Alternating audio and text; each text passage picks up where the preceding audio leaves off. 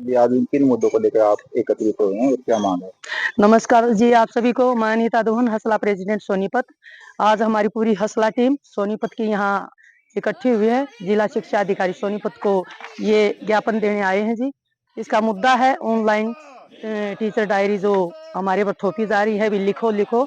और कल भी एक लेटर आया इस बारे में, और इस बारे में हम कहना चाहते हैं अपने शिक्षा निदेशक महोदय को, और जिला शिक्षा अधिकारी के माध्यम से हम अपनी ये बात पहुंचाना चाहते हैं कि इस बारे में कम से कम हमारे से सुझाव ले लिए जाते, शिक्षक साथियों से पूछ लिया जाता, विचार विमर्श कर लिया जाता।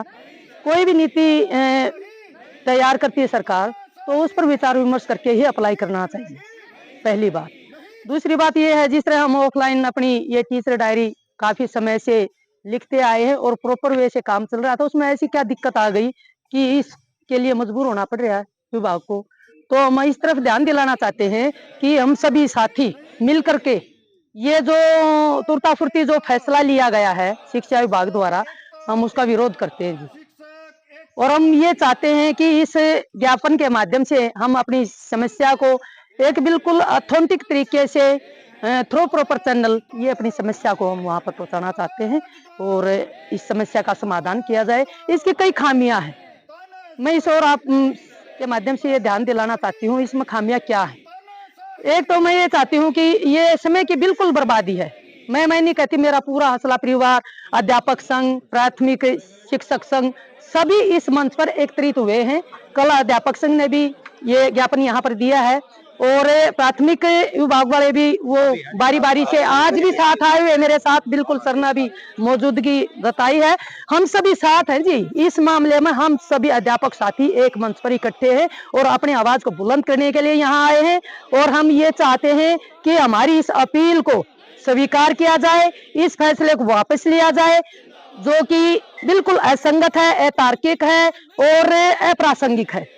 इससे समय की बर्बादी होती है। दूसरी बात मैं कहती हूँ कि हम जो ही अपने फोन को कक्षा में लेकर के एंट्री करेंगे और वहां उस पर समय लगेगा, वहां पर टेक्नोलॉजी की भी कमी है, मतलब इंटरनेट धीमी गति से चलता है, बिल्कुल स्लो स्पीड रहती है। मैं देख रही थी एक पिंक का चक्कर आता है, उस पर ही नजर टिकटिकाए रहते हैं।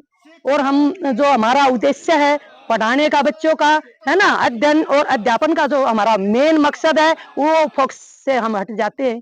तो हम गुजारिश करते हैं कि इस तरफ बिल्कुल ध्यान दिया जाए और इस फैसले को वापस लिया जाए, और नहीं तो हम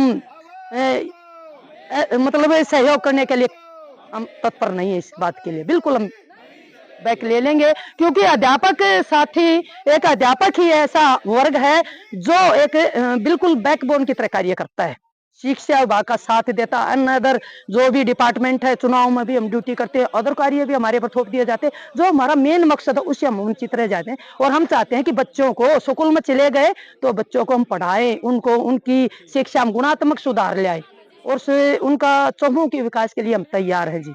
बिल्कुल जो भी सकारात्मक सोच है सरकार की, उसके साथ हम सबसे पहले असला परिवार प्राथमिक संघ कोई भी मनाही नहीं करता, हम खुशी से कार्य करते हैं, साथ मिलकर चलते हैं।